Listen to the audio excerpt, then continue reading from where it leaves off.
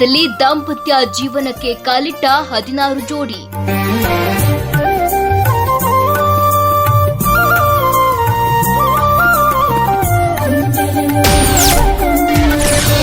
ಅಂಬ್ರಣ್ಣ ಮಲ್ಲಣ್ಣ ಮುತ್ಯ ಜಾತ್ರೆ ಸಂಭ್ರಮದಲ್ಲಿ ಕಲ್ಯಾಣ ಕಾರ್ಯ.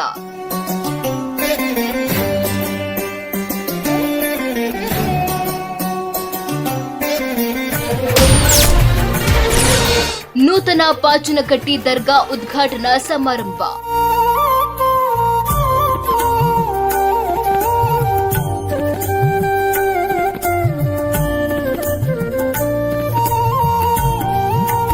ಡೊಳ್ಳು ಬಾಜಾ ಭಜಂತ್ರಿ ವಾದ್ಯ ಮೇಳ ಸರ್ವಧರ್ಮ ಜಾತ್ರೆ ಮಹೋತ್ಸವ ವೈಭವ. ಒಂದೆಡೆ ಅಂಬ್ರಣ್ಣ ಮುತ್ಯ ಮತ್ತು ಮಲ್ಲಣ್ಣ ಮುತ್ಯ ಅವರ ಜಾತ್ರಾ ಮಹೋತ್ಸವ, ಇನ್ನೊಂದೆಡೆ 16 ಜೋಡಿಗಳು ಸಾಮೂಹಿಕ ವಿವಾಹದಲ್ಲಿ ದಾಂಪತ್ಯ ಜೀವನಕ್ಕೆ ಕಾಲಿಟ್ಟ ಅಮೃತ ಗಳಿಗೆ.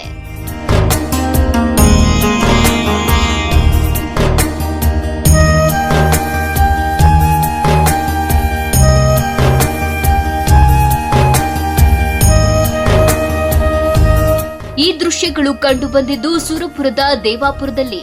ಇಲ್ಲಿನ ಜನ 2 ವಿಶೇಷತೆಗಳನ್ನ ಕಣ್ತುಂಬಿಕೊಂಡ್ರು. ಇದೇ ವೇಳೆ ಮೊದಲು ದೇವಪುರದಲ್ಲಿ ದ್ಯಾಮಗುಡಿಯಿಂದ ಪಾಚನಕಟ್ಟಿಯವರೆಗೆ 5 ಕಳಸಗಳ ಮೆರವಣಿಗೆ ದರ್ಗಾದವರೆಗೆ ನಡೆಯಿತು. ಮೆರವಣಿಗೆಯಲ್ಲಿ ಅಪಾರ ಜನ ಭಾಗಿಯಾಗಿದ್ರು. ಹೀಗೆ ಬೇರೆ ಬೇರೆ ಜಿಲ್ಲೆ ಕಡೆಯಿಂದ ಕುದುರೆಕಾರರು ಆಗಮಿಸಿದ್ರು. ನೂತನ ಪಾಚನಕಟ್ಟೆ ದರ್ಗಾ ಉದ್ಘಾಟನೆ ಕಾರ್ಯಕ್ರಮ ನಡೆಯಿತು. ಇದಾದ ನಂತರ ಸಾಮೂಹಿಕ ವಿವಾಹ ಕಾರ್ಯಕ್ರಮ ಆರಂಭವಾಯಿತು. ಎಲ್ಲ ಶ್ರೀ ಸ್ವಾಮೀಜಿಗಳು ಬಂದು ಆಶೀರ್ವಚನ ನೀಡಿದ್ರು. ಬಹುಶಃ ನಮ್ಮ ರವಿಮುತ್ಯ ಹಾಗೂ ನಾಗರಾಜ ಮುತ್ಯ ಅವರು ಒಂದು ಸಾಧನೆ ಮಾಡಿದರು. ಅಂಬ್ರಣ್ಣ ಮುತ್ಯ ಮಲ್ಲಣ್ಣ ಮುತ್ಯ ಅವರ ಮೊಮ್ಮಕ್ಕಳಾಗಿರ್ತಕ್ಕಂಥವ್ರ ಪರಂಪರೆ ಒಳಗ ಎಂಥ ಇತಿಹಾಸ ಸೃಷ್ಟಿ ಮಾಡ್ತಾರಪ್ಪ ಅಂದ್ರ ಬಡ ಭಕ್ತರಿಗೆ ಉದ್ಧಾರ ಮಾಡ್ತಕ್ಕಂಥ ಶಕ್ತಿಯನ್ನು ಕೊಟ್ಟಿಸಿಂದ ಭಕ್ತರು ಸಾಕಷ್ಟು ಜನ ಕೊಡ್ತಕ್ಕಂಥ ಭಕ್ತರಿದ್ದಾರೆ ಅವರಿಗೆ. ಆದ್ರೆ ಕೊಟ್ಟಿರ್ತಕ್ಕಂಥ ದೇಣಿಗೆಯನ್ನು ತಗೊಂಡು ತಮ್ಮ ಮನೆ ಖರ್ಚು ಮಾಡ್ಕೊಳ್ಳೋರು. ಆದ್ರೆ ಕೊಟ್ಟಿರ್ತಕ್ಕಂಥ ದೇಣಿಗೆಯನ್ನು ತಗೊಂಡಿಸಿಂದ ಭಕ್ತರ ಉದ್ಧಾರಕ್ಕೋಸ್ಕರ 25 ಸಾಮೂಹಿಕ ಜೋಡಿಯನ್ನು ಇವತ್ತ ಹರಗುರು ಚರಮೂರ್ತಿಗಳ ಪಾವನ ಸಾನ್ನಿಧ್ಯದಲ್ಲಿ ಒಂದು ಭಾವೈಕ್ಯತೆಯ ಸಂಗತಿಯನ್ನು ಸೃಷ್ಟಿ ಮಾಡ್ತಕ್ಕಂಥ ಶಕ್ತಿ ಯಾರ ಹತ್ರ ಇದಾರಪ್ಪ ಅಂದ್ರ ಅದು ರವಿಮುತ್ಯ ಅದು ನಾಗರಾಜ ಮುತ್ಯರಲ್ಲಿ ಅಂತ ಹೇಳಕ್ ಇಷ್ಟಪಡ್ಬೇಕಾಗ್ತೈತಿ. ಸಾಮೂಹಿಕ ವಿವಾಹದಲ್ಲಿ 16 ಜೋಡಿಗಳು ವೈವಾಹಿಕ ಜೀವನಕ್ಕೆ ಕಾಲಿಟ್ರು. ಮಂತ್ರಘೋಷಗಳೊಂದಿಗೆ ವರರು ವಧುಗಳಿಗೆ ಮಾಂಗಲ್ಯ ಧಾರಣೆ ಮಾಡಿದ್ರು. ನೆರೆದಿದ್ದ ಸಹಸ್ರಾರು ಜನರು ಅಕ್ಷತೆ ಹಾಕಿ ಶುಭ ಹಾರೈಸಿದ್ರು. ಗ್ರಾಮದಲ್ಲಿ ಸಂಭ್ರಮ ಮನೆ ಮಾಡಿತ್ತು. ನೆರೆದಿದ್ದ ಜನರಲ್ಲಿ ಮದುವೆ ಸಡಗರ ಕಂಡು ಬಂತು. ಜೊತೆಗೆ ವಧುವರರಲ್ಲಿಯೂ ದಾಂಪತ್ಯ ಬದುಕಿಗೆ ಕಾಲಿಟ್ಟ ಖುಷಿ ಇತ್ತು. ಮದುವೆ ಊಟದ ವ್ಯವಸ್ಥೆ ಅಚ್ಚುಕಟ್ಟಾಗಿತ್ತು.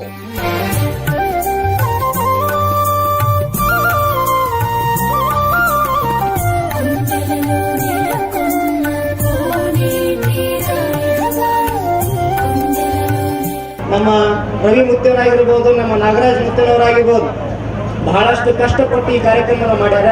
ಅಷ್ಟೇ ಇಷ್ಟಪಟ್ಟು ಕೂಡ ಮಾಡ್ಯಾರ ಅವರು.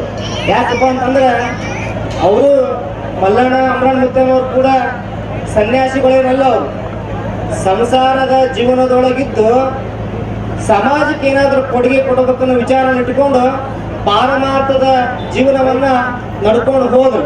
ನಮ್ಮಿಂದ ಏನಾಗುತ್ತೆ ಸಮಾಜಕ್ಕೆ ಆ ಒಂದು ಕೆಲಸವನ್ನ ನಾವು ಮಾಡೋಣ ಅಂತ ಭಾವನೆ ಇಟ್ಕೊಂಡು ಪ್ರತಿ ವರ್ಷ ಕೂಡ ಕಾರ್ಯಕ್ರಮ ಮಾಡ್ಕೊಂಡ್ ಬರಕತ್ತಾರ.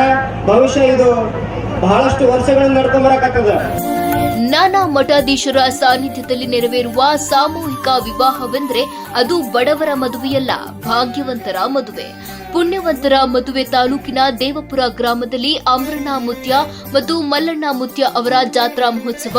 ನೂತನ ಪಾಚನಕಟ್ಟೆ ದರ್ಗಾದ ಜನ ಇದನ್ನ ದೇವಸ್ಥಾನ ಅಂತಲೇ ಕರೀತಾರೆ. ಇದರ ಉದ್ಘಾಟನೆ ಹಾಗೂ ಸಾಮೂಹಿಕ ವಿವಾಹ ಕಾರ್ಯಕ್ರಮ ವಿಜೃಂಭಣೆಯಿಂದ ಜರುಗಿತು.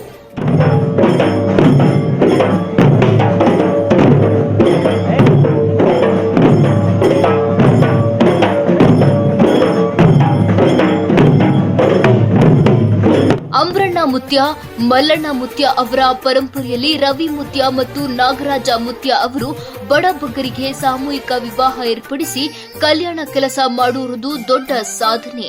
ಬಡವರಿಗೆ ಆಸರೆ, ಆರ್ಥಿಕ ಉಳಿತಾಯ ಮಾಡುವ ಸರಳ ಸಾಮೂಹಿಕ ವಿವಾಹ ಕಾರ್ಯಕ್ರಮಗಳು ಆದರ್ಶಪ್ರಾಯವಾಗಿದೆ.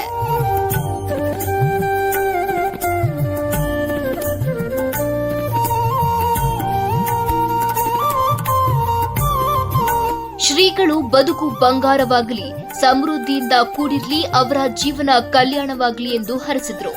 ಹರಗುರು ಚರಮೂರ್ತಿಗಳ ಜೊತೆಯಲ್ಲಿ ಸಾವಿರಾರು ಜನರು ಸಾಮೂಹಿಕ ವಿವಾಹದಲ್ಲಿ ಮನತುಂಬಿ ಆಶೀರ್ವಾದಿಸುತ್ತಾರೆ ಅಂದ್ರು. ಈ ಕ್ಷೇತ್ರಕ್ಕೆ 25 ಪ್ರಾಚೀನ ಕರ್ತುಗತ್ತಿಗೆ ಹಣಿ ಮುಗಿದು ದೇವಪುರ ಗ್ರಾಮದಲ್ಲಿ ಸರ್ವಧರ್ಮ ಜಾತ್ರಾ ಮಹೋತ್ಸವ ಶ್ರೀ ಅಮ್ಮನಮುತ್ಯ ಹಾಗೂ ಶ್ರೀ ಮರಣಮುತ್ಯ ಅವರ ಜಾತ್ರಾ ಮಹೋತ್ಸವ ನಿಮಿತ್ತವಾಗಿ ಹಮ್ಮಿಕೊಂಡಂತ ನಮ್ಮ ರವಿಮುತ್ಯರು ಇದಕ್ಕೆ ಬಹಳ ಏನಪ್ಪ ಅಂದ್ರೆ ಕಷ್ಟಪಟ್ಟಾರ. ನೋಡಿ ಸರ್ವಸಾಮಾನ್ಯ ಮದುವೆ 25 ಜೋಡಿ. ಆ ಕಾರಣ ಇಷ್ಟರಿಂದ ಕಲ್ತು ಎಲ್ಲ ಗುರು ಹಿರಿಯರ ಬಂದಾರ. ಈಗೆಲ್ಲ ಓದೋರಿಗೆ ಆಶೀರ್ವಾದ ಮಾಡುವು. ಆ ಕಾರಣ ಈ ಕಾರ್ಯಕ್ರಮ ಬಹಳ ಉತ್ತಮ ಜಗದೆ. ನಾವು ಇತ್ತೆಲ್ಲ ಸಾಂಗ್ ಮಾಡಿದ್ದೆವು. ಇಂಥ ಕಾರ್ಯಕ್ರಮ ಮಾಡ್ಬೇಕಾದ್ರೆ ನಮ್ಗೆ ತಿರ್ತಕ್ಕ ನಮ್ಗೆ ಸಾಮಾನ್ಯ ಮನುಷ್ಯ ಪಾಪ ಸಣ್ಣ ರವಿನಿತ್ಯ ಇಂಥ ದೊಡ್ಡ ಕಾರ್ಯಕ್ರಮ ಅವನು ಒಂದು ದಂಧೆ ಒಂದು ಹೇಳ್ತಾ ಆ ಚಪ್ಪಲ್ ತಟ್ಟಿಬಿಡ್ರಿ. ಮೊಳಕೆಡಾದ ಹಜರತ್ ಸೈಯದ್ ಶಾ ಮುಸ್ತಫಾ ಖಾದ್ರಿ ಸಂದೇಶ ನೀಡಿ, ಮನುಷ್ಯ ಯಾವುದೇ ಧರ್ಮದಲ್ಲಿ ಹುಟ್ಟಿರ್ಲಿ, ಆತ ಧರ್ಮದ ಚೌಕಟ್ಟಿನಲ್ಲಿದ್ದು ತನ್ನ ಧರ್ಮದ ಆಚಾರ ವಿಚಾರಗಳನ್ನ ತನ್ನ ಜೀವನದಲ್ಲಿ ಅಳವಡಿಸಿಕೊಂಡು ಮತ್ತೊಂದು ಧರ್ಮೀಯರ ಜೊತೆಗೆ ಪ್ರೇಮದಿಂದ ಕಾಣೋದೇ ಮಾನವ ಧರ್ಮ. ಈ ಮಾನವ ಧರ್ಮದ ತಳಹದಿ ಮೇಲೆ ಬದುಕಿದ್ರೆ ನಮ್ಮ ಬದುಕು ಸಾರ್ಥಕವಾಗುತ್ತದೆ ಎಂದರು. ಮನುಷ್ಯ ಯಾವುದೇ ಧರ್ಮದಲ್ಲಿ ಹುಟ್ಟಿರಲಿ, ಅವನು ತನ್ನ ಧರ್ಮದ ಚೌಕಟ್ಟಿನಲ್ಲಿದ್ದು ತನ್ನ ಧರ್ಮದ ಆಚಾರ ವಿಚಾರಗಳನ್ನು ತನ್ನ ಜೀವನದಲ್ಲಿ ಅಳವಡಿಸಿಕೊಂಡು ಮತ್ತೊಂದು ಧರ್ಮೀಯ ಜೊತೆಗೆ ಪ್ರೇಮದಿಂದ ಕಾಣುವುದೇ ಮಾನವ ಧರ್ಮ. ಈ ಮಾನವ ಧರ್ಮದ ತಳಹದಿಯ ಮೇಲೆ ಬದುಕಿದ್ದಾದರೆ ನಮ್ಮ ಬದುಕು ಸಾರ್ಥಕವಾದಂಥ ಬದುಕಾಗಲಿಕ್ಕೆ ಸಾಧ್ಯ. ಬಸವಣ್ಣನವರು ಹೇಳಿದಾಗೆ, ಇವನಾರವ ಎಂದೆನಿಸಿದರಯ್ಯ, ಇವ ನಮ್ಮವ ಎಂದೆನಿಸಯ್ಯ, ನಿಮ್ಮ ಮನೆಯ ಮಗನೇ ನೆನೆಸಯ್ಯ, ಕೂಡಲ ಸಂಗಮ ದೇವ ಎಂದಂತೆ ನಾವೆಲ್ಲರೂ ಒಂದೇ ತಾಯಿ ಮಕ್ಕಳಂತೆ ಭಾವೈಕ್ಯತೆಯಿಂದ ಬಾಳಿದರೆ ನಮ್ಮ ಬದುಕು ಸಾರ್ಥಕವಾದಂತ. ಇವತ್ತು ನಾವು ದೇಶದಲ್ಲಿ ನೋಡ್ತಾ ಇದ್ದೇವೆ, ಜಾತಿಯ ಹೆಸರ ಮೇಲೆ, ಧರ್ಮದ ಹೆಸರ ಮೇಲೆ ಏನೇನೋ ಗದ್ದಲ ನಡೀತಾ ಇದೆ. ಈ ಗದ್ದಲವನ್ನು ಹೊಡೆದೋಡಿಸಬೇಕಾದ್ರೆ ಇಂಥ ವೇದಿಕೆಗಳ ಅವಶ್ಯಕತೆ ಇದೆ. ಇಂಥ ವೇದಿಕೆಗಳ ಮುಖಾಂತರ ನಮ್ಮ ಭಾರತ ದೇಶ, ನಾವು ಭಾರತೀಯರು, ನಾವು ಒಂದೇ ತಾಯಿಯ ಮಕ್ಕಳಂತಕ್ಕಂಥ ಮಾತನ್ನು ದೃಢಪಡಿಸಬೇಕಾದ್ರೆ ಇಂಥ ವೇದಿಕೆಯ ಅವಶ್ಯಕತೆ ಇದೆ. ಯಾಕಂದ್ರೆ ಬಸವಣ್ಣನವರು ಹೇಳಿದಾಗೆ, ನುಡಿದರೆ ಮುತ್ತಿನ ಹಾರದಂತಿರಬೇಕು, ನುಡಿದರೆ ಮಾಣಿಕ್ಯದ ದೀಪ್ತಿಂತಿರಬೇಕು, ನುಡಿದರೆ ಸ್ಫಟಿಕದ ಸಲಾಖೆಯಂತಿರಬೇಕು, ನುಡಿದರೆ ಲಿಂಗ ಬಚ್ಚಿ ಅಹುದು ಎನ್ನಬೇಕು, ನುಡಿಗಳಾಡಿ ನಡೆಯುತ್ತಿದ್ದರೆ ಎಂತ ಮೆಚ್ಚೋನು ನಮ್ಮ ಕೂಡಲ ಸಂಗಮ ದೇವ ಎಂಬಂತೆ ನಾವೆಲ್ಲರೂ ಉತ್ತಮ ನುಡಿಗಳನ್ನು ಆಡಬೇಕು, ನುಡಿದಂತೆ ನಡೆಯಲಿಕ್ಕೆ ಪ್ರಯತ್ನ ಮಾಡಬೇಕು. ಆದರೆ ನಮ್ಮ ಬದುಕು ಸಾರ್ಥಕವಾದಂತ ಬದುಕಾದ. ಅಲಾಹಿ ಪರಂಪರೆಯ ರಾಜ್ಯಾಧ್ಯಕ್ಷ ಸೈಯದ್ ಮುಬಾರಕ್ ಬಾದ್ಶಾ ಸಾನ್ನಿಧ್ಯ ವಹಿಸಿದ್ದ ವೀರಘೋಟದ ಅಳವಿಲಿಂಗ ಮಹಾರಾಜರು, ಗುಳಬಾಳದ ಮರಿಹುಚ್ಚೇಶ್ವರ ಸ್ವಾಮೀಜಿ, ದೇವಪುರದ ಶಿವಮೂರ್ತಿ ಶಿವಾಚಾರ್ಯರು ಸಂದೇಶ ನೀಡಿದ್ರು. ವಿವಿಧ ಮಠಾಧೀಶರು, ರವಿಮುತ್ಯ, ನಾಗರಾಜ್ ಮುತ್ಯ, ರಾಜ ಸಂತೋಷ ನಾಯ್ಕ ಸೇರಿ ಇತರರು ಹಾಜರಿದ್ದರು. ಅಮ್ಮನಮುತ್ಯ ಹಾಗೂ ಮಲ್ಲನಮುತ್ಯನವರು ಅಲಾವಿ ಪರಂಪರೆಯ ಒಂದು ಬಹುದೊಡ್ಡ ಕನಸು ಕಾಣಿದ್ದರು. ಆ ಕನಸನ್ನು ಇವತ್ತಿನ ದಿವಸ ಶ್ರೀ ರವಿಮುತ್ಯ ಹಾಗೂ ನಾಗರಾಜ ಮುತ್ಯನವರು ನಿಮ್ಮ ಕನ್ಯೆದುರಲ್ಲೇ ಎಲ್ಲರ ಆ ಅಮ್ಮನ ಮುತ್ಯ ಹಾಗೂ ಮಲ್ಲನ ಮುತ್ಯನ ಕನಸನ್ನು ನನಸು ಮಾಡುತ್ತಿದ್ದಾರೆ. ದಕ್ಷಿಣ ಕಾಶಿ ಎಂದೇ ಪ್ರಸಿದ್ಧಿ ಪಡೆದಿರ್ತಕ್ಕಂತಹ ಈ ಜಾಗದಲ್ಲಿ ಇವತ್ತು 12ನೇ ಶತಮಾನದಲ್ಲಿ ಅಣ್ಣ ಬಸವಣ್ಣನವರು ಕೊಂಡಿರ್ತಕ್ಕಂಥ ಅನುಭವ ಮಂಟಪವನ್ನು ಇವತ್ತು ಅಂಬನ ಮುತ್ಯ ಹಾಗೂ ಮಲ್ಲನ ಮುತ್ಯ ಜಾತ್ರಾ ಮಹೋತ್ಸವದ ವೇದಿಕೆಯಲ್ಲಿ ನಾವು ಕಾಣುತ್ತಿದ್ದೇವೆ. ಈ ವೇದಿಕೆಯ ಮುಖಾಂತರ ಇಡೀ ಜಗತ್ತಿಗೆ ಅಲಾವಿ ಪರಂಪರೆಯಿಂದ ಒಂದು ಬಹುದೊಡ್ಡ ಭಾವ್ಯಕತೆಯ ಸಂದೇಶವನ್ನು ಸಾರಲಿಕ್ಕೆ ರವಿ ಮುತ್ಯ ಮತ್ತು ನಾಗರಾಜ ಮುತ್ಯನವರು ಬಹಳ ಶ್ರಮ ಪಟ್ಟಿದ್ದಾರೆ. ಆ ಶ್ರಮದ ಬದುಕಿಗಾಗಿ ಅವರು ಮಾಡಿರ್ತಕ್ಕಂಥ ಕಾರ್ಯಕ್ರಮಗಳು ನೋಡಿದರೆ ಬಹಳ ಇವತ್ತು ನಮ್ಮ ಅಲಾವಿ ಪರಂಪರೆಗೆ ಒಂದು ದೊಡ್ಡ ಗರಿಯನ್ನು ಅವರು ನೀಡಿದ್ದಾರೆ. ನಾಗಠಾಣ ಹಿರೇಮಠದ ಸೋಮೇಶ್ವರ ಶಿವಾಚಾರ್ಯ, ಮಂಜುನಾಥ ಸ್ವಾಮೀಜಿ ಸೇರಿ ಇತರ ಮಠಾಧೀಶರು ಮಾತನಾಡಿದ್ರು. ಮುತ್ತ ಮತ್ತು ನಾಗರಾಜ ಮುತ್ಯ ನೇತೃತ್ವ ವಹಿಸಿದ್ರು. ಅಂಕಾಲಿ ಮಠ ವೀರಭದ್ರ ಸ್ವಾಮೀಜಿ, ತಿಂತಣಿ ಮೌನೀಶ್ವರ ಸ್ವಾಮೀಜಿ, ನೂತನ ದಂಪತಿಗಳು ಪರಸ್ಪರ ಹೊಂದಾಣಿಕೆ, ತಾಳ್ಮೆ, ಪ್ರೀತಿ, ಸಹನೆಯೊಂದಿಗೆ ಉತ್ತಮ ಜೀವನ ನಡೆಸಬೇಕು. ಅತ್ತೆ ಮಾವರನ್ನ ತಂದೆ ತಾಯಿಯಂತೆ ಕಾಣಬೇಕು. ಮಕ್ಕಳಿಗೆ ಉತ್ತಮ ಶಿಕ್ಷಣ, ಸಂಸ್ಕಾರ ಕೊಡಿಸಬೇಕು. ಜೀವನದಲ್ಲಿ ಸುಖ ದುಃಖಗಳನ್ನ ಸಮನಾಗಿ ಹಂಚಿಕೊಂಡು ಇನ್ನೊಬ್ಬರಿಗೆ ಆದರ್ಶವಾಗಬೇಕು ಅಂದ್ರು. ನವಜೋಡಿ ಬಾಂಧವ್ಯದಿಂದ ಜೀವನ ಸಾಗಿಸಲಿ, ಕಷ್ಟ ಸುಖಗಳನ್ನ ಅರ್ಥೈಸಿಕೊಂಡು ನೆಮ್ಮದಿಯ ಸಂಸಾರ ನಡೆಸಬೇಕು ಎಂದು ಡಾಕ್ಟರ್ ಚನ್ನಮಲ್ಲಿಕಾರ್ಜುನ ಶಿವಾಚಾರ್ಯ ಮೆಚ್ಚುಗೆ ಸೂಚಿಸಿದರು.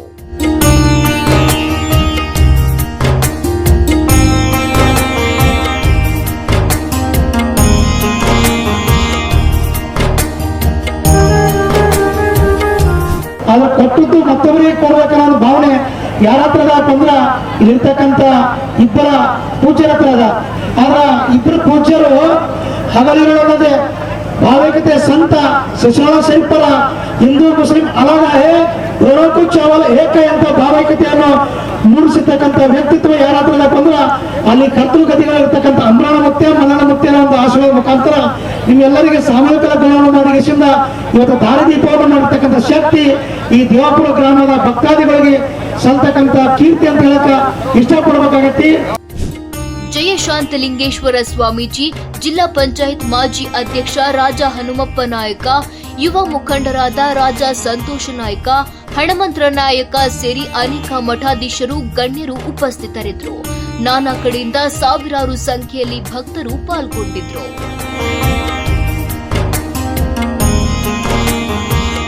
ನ್ಯೂಸ್ 24 ಭಾರತ್, ಯಾದಗಿರಿ.